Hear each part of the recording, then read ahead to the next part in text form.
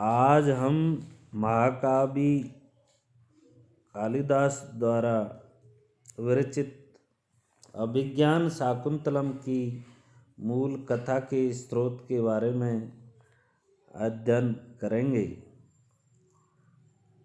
अभिज्ञान शाकुंतला की कथा महाभारत तथा पद्म पुराण इन दो प्राचीन ग्रंथों में उपलब्ध होती है। अब प्रश्न यह है कि महाकवि कालिदास ने महाभारत की कथा को अपने नाटक की कथा का आधार बनाया है अथवा पद्म पुराण की कथा को पद्म पुराण एवं अभिज्ञान शाकुंतलम की कथा वस्तु के साम्य के आधार पर अनेक विद्वानों ने यह माना है कि कालिदास ने पद्म पुराण की कथा के आधार पर अपने नाटक की रचना की है, परंतु निम्नलिखित प्रमाणों के आधार पर उनके मत का समर्थन करना समीचीन नहीं है। नंबर 1, पद्म पुराण की रचना ईसा की 6वीं या 7वीं शताब्दी में हुई है, जबकि कालिदास का स्थिति काल ईसा पूर्व प्रथम शताब्दी है।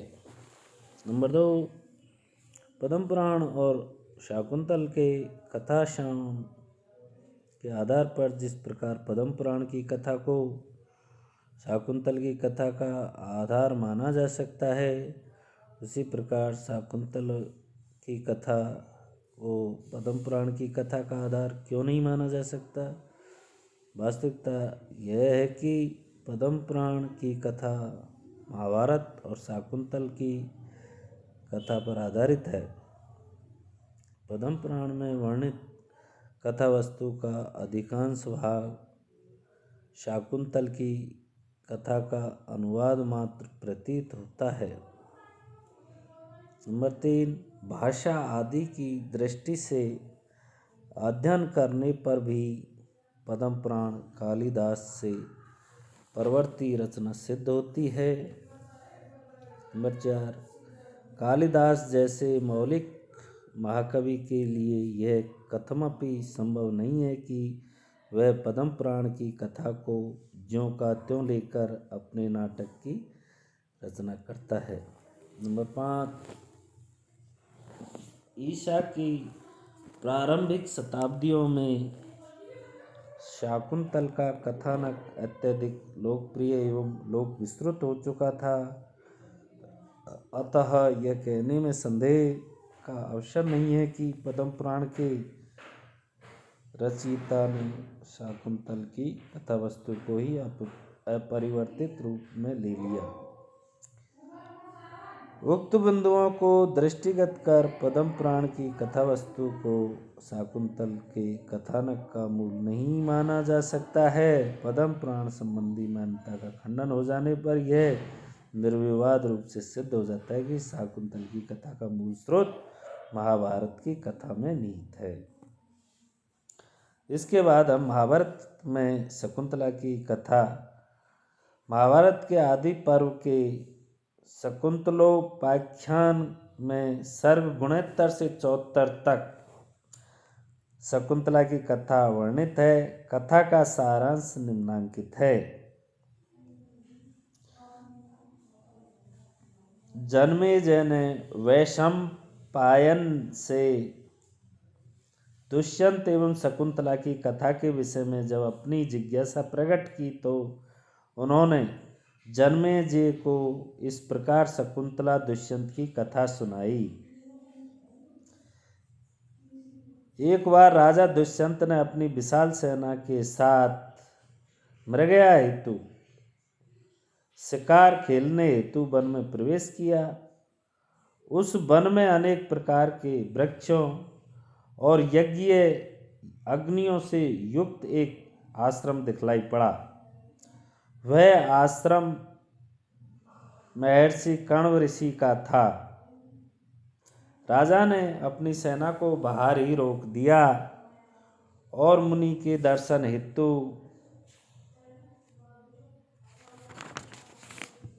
अपने राज चिन्हों आदि को छोड़कर तपोवन में प्रवेश किया। उस समय महर्षि कण्व की अनुपस्थिति में शकुंतला ने आकर उनका स्वागत किया। राजा उसके रूप लावण्य पर मुग्ध हो गए। राजा ने जब महर्षि कण्व के बारे में पूछा तो शकुंतला ने बतलाया कि उसके पिता फल आदि लाने के लिए बाहर गए हैं, थोड़ी ही देर में आ जाएंगे। राजा ने शकुंतला से उसके जन्म आदि के बारे में अपनी जिज्ञासा प्रकट की तथा साथ ही यह भी बतलाया कि वह उसके प्रति प्रेमासक्त हो गया है। जब शकुंतला ने अपने को तपस्या निरत धर्मज्ञ मनीषी कण्व की पुत्री बतलाया तब राजा ने अपने मन के संशय को यह कहकर प्रकट किया कि भगवान कण्व ऊर्ध्वरेता एवं तपोनिष्ठ है, अतः वह उनकी पुत्री कैसे हो सकती है। इस पर शकुंतला ने अपनी वास्तविक उत्पत्ति की कथा सुनाई, जिसके अनुसार उसकी उत्पत्ति महान तपस्वी विश्वामित्र तथा मेनका के संपर्क से हुई। जन्म देने के अनंतर उसकी माता मेनका उसे मालिनी नदी के तट पर छोड़कर इंद्र के पास लौट गई। वहाँ के पक्षियों ने उसकी रक्षा की। तब भगवान कण्व एक दिन स्नान करने के लिए मालिनी तट पर गए तो वे पक्षियों से आवृत उसे अपने साथ उठा लाए और उसका पालन पोषण करने लगे। चूंकि वह निर्जन वन में पक्षियों से आवृत शकुंतई परिवारिता थी, अतः उसका नाम शकुंतला रख दिया गया। इस प्रकार पालन पोषण करने के नाते कण्व उसके धर्म पिता है और वह उनकी धर्म पुत्री। शकुंतला की उत्पत्ति का वृत्तांत सुनने के बाद जब राजा को यह ज्ञात हुआ कि वह क्षत्रिय है तब वह अनेक प्रलोभनों द्वारा उसे अपनी भार्या बनाने का प्रस्ताव करने लगा। पहले तो शकुंतला ने पिता की अनुमति के बिना उसके प्रस्ताव को मानने में अपनी असमर्थता प्रकट की, पर बाद में दुष्यंत के द्वारा गांधर्व विवाह का औचित्य समझाने पर वह शर्त के साथ विवाह के लिए तैयार हो गई कि वह राजा उससे उत्पन्न पुत्र को ही युवराज राज्य का उत्तराधिकारी बनाएगा। राजा ने एवमस्तु कहकर प्रस्ताव मान लिया। दोनों का गांधर्व विवाह हो गया। कुछ समय तक रहने के बाद राजा यह कहकर वापस चला गया कि वह शीघ्र ही उसे बुलाने के लिए अपनी चतुरंगिणी सेना भेजेगा। वहाँ से जाने के बाद राजा के हृदय में महर्षि कण्व के शाप का भय उत्पन्न हो गया, क्योंकि उसने उनकी अनुमति के बिना ही गांधर्व विवाह किया था। फलस्वरूप उसने शकुंतला को बुलाने के लिए सेना नहीं भेजी। जब महर्षि कण्व बाहर से आश्रम लौटे तो उन्हें अपने तपोबल से सारी घटना का पता चल गया। उन्होंने दुष्यंत एवं शकुंतला के विवाह का अनुमोदन कर दिया और शकुंतला को यह आशीर्वाद दिया कि उसे चक्रवर्ती पुत्र की प्राप्ति होगी। गर्भपूर्ण होने पर शकुंतला ने तेजस्वी पुत्र को जन्म दिया। 6 वर्ष की स्वल्पायु में ही वह महाबलवान हो गया और वन के हिंसक पशुओं का भी दमन करने लगा। सभी का दमन करने के कारण महर्षि ने उसका नाम सर्वदमन रखा। अधिक समय तक विवाहिता पुत्री को अपने साथ रखना उचित न समझकर कण्व ने सर्वदमन के 7वें वर्ष में पुत्र सहित शकुंतला को ऋषियों की देखरेख में राजा के पास भेज दिया। ऋषिगण शकुंतला को वहां छोड़कर वापस चले आए। जब शकुंतला राजा के समक्ष उपस्थित हुई तो राजा ने उसके साथ संपन्न अपने गांधर्व विवाह को अस्वीकार कर दिया। उसने शकुंतला से उत्पन्न पुत्र को युवराज बनाने के शकुंतला के प्रस्ताव को भी अवमान्य कर दिया। यही नहीं,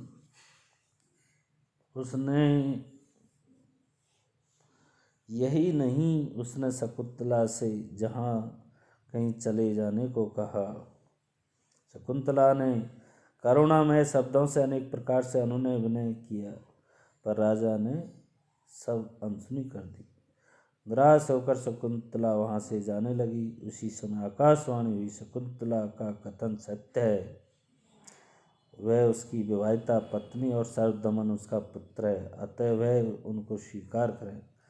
पुरोहित और मंत्रियों आदियों की सम्मति से राजा ने शकुंतला तथा सर्वदमन को स्वीकार किया। उक्त अवसर पर राजा ने अपने मंत्रियों आदि से कहा कि उसे सभी वृत्तांत का स्मरण था, पर उसने जानबूझकर ऐसा इसलिए किया जिससे सर्वदमन के जन्म की शुद्धता के विषय में किसी को संदेह न रह जाए।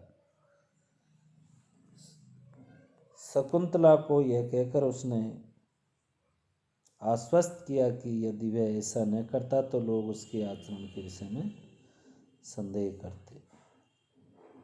इसके साथ ही उसने शकुंतला के द्वारा कहे गए कटु वचन के लिए भी उसे क्षमा किया। अंत में अपने प्रिय पुत्र एवं प्राण वल्लभा पत्नी को पाकर राजा प्रसन्न हुआ और शकुंतला को महारानी तथा सर्वदमन को युवराज पद पर प्रतिष्ठित किया। आकाशवाणी के अनुसार सर्वदमन का नाम भरत रखा गया। मूल कथा में परिवर्तन।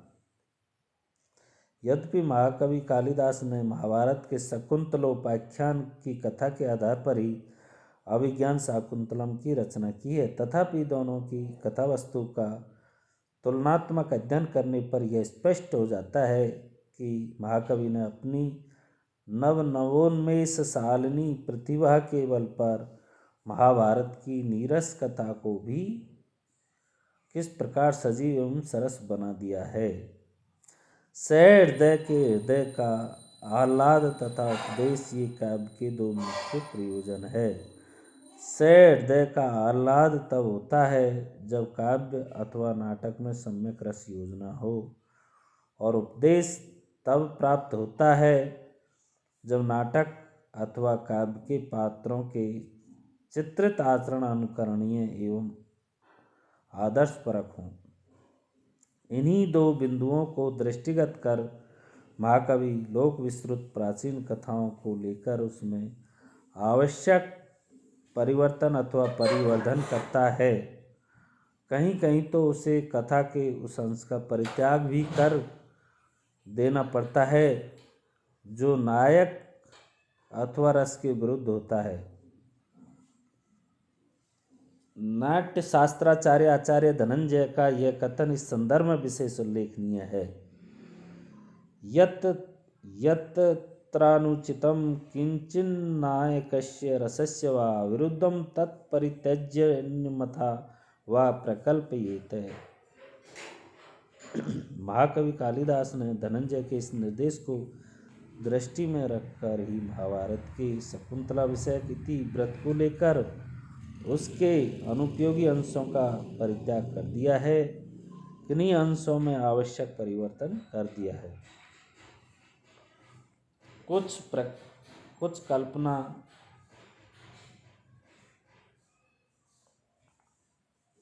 प्रसूत कथांशों को छोड़कर जोड़ दिया है। संप्रति इन सब का विचार करणीय है। नंबर 1, महाभारत की कथा के अनुसार राजा दुष्यंत मृगया प्रसंग में सेना सहित उस वन में प्रवेश करता है जिसमें कर्णों का आश्रम है। आश्रम का ज्ञान होने पर वह अपनी सेना को बाहर रोककर स्वयं अकेले आश्रम में जाता है।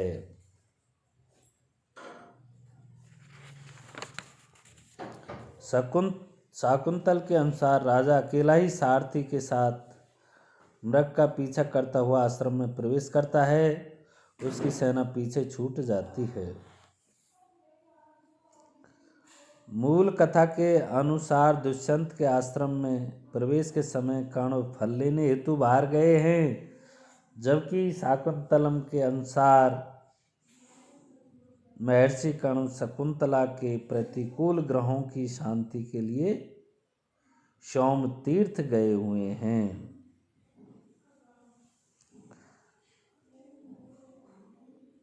मूल कथानुसार महर्षि कर्ण के फल लेने के लिए जाने की सूचना शकुंतला स्वयं राजा दुष्यंत को देती है, जबकि शाकुंतल में महर्षि कर्ण के सोम तीर्थ जाने की सूचना राजा को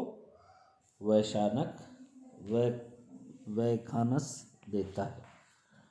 नंबर 4, मूल कथा में राजा के पूछने पर शकुंतला स्वयं अपने जन्म का वृतांत बतलाती है, परंतु शाकुंतल में शकुंतला के जन्म विषयक वृतांत को उसकी सखी अनुसुईया सुनाती है।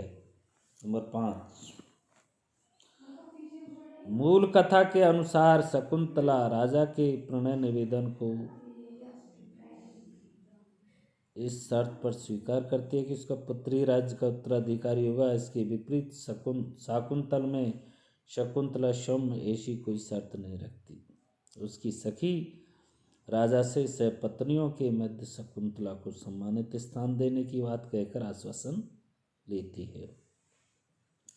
मूल कथा के अनुसार नंबर 6, मूल कथा के अनुसार दुष्यंत शीघ्र ही तपोवन छोड़कर इसलिए चला जाते हैं कि कहीं महर्षि कर्ण न आ जाए, परंतु शाकुंतल में राजा की राजधानी गमन विषय किसी कारण का उल्लेख नहीं किया गया है। नंबर 7, मूल कथा के अनुसार शकुंतला कर्ण के आश्रम में ही एक पुत्र की जननी बनती है, जबकि शाकुंतलम के अनुसार यह कार्य महर्षि काश्यप के आश्रम में होता है। नंबर 8, मूल कथा के अनुसार जब शकुंतला का पुत्र भरत युवराज होने के योग्य हो जाता है, तब वह राजा दुष्यंत के पास जाती है। शाकुंतल के अनुसार गर्भवती अवस्था में वह राजा के पास जाती है।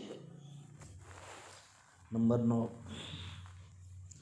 मूल कथा में राजा के पास पहुंचकर शकुंतला राजा से भरत को युवराज बनाने के लिए अनुनय करती है, पर राजा लोकोपवाद के भय से शकुंतला को पहचानने से इनकार कर देता है। इसके विपरीत शाकुंतल में सांग्रव एवं शारदत्त शकुंतला के साथ जाते हैं और दुर्वासा द्वारा अभिशप्त होने के कारण राजा शकुंतला को नहीं पहचान पाता है।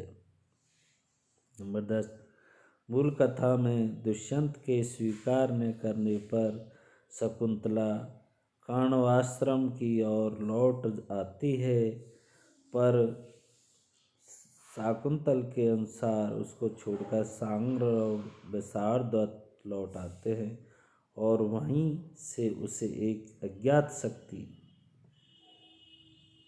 मेनका उठा ले जाती है।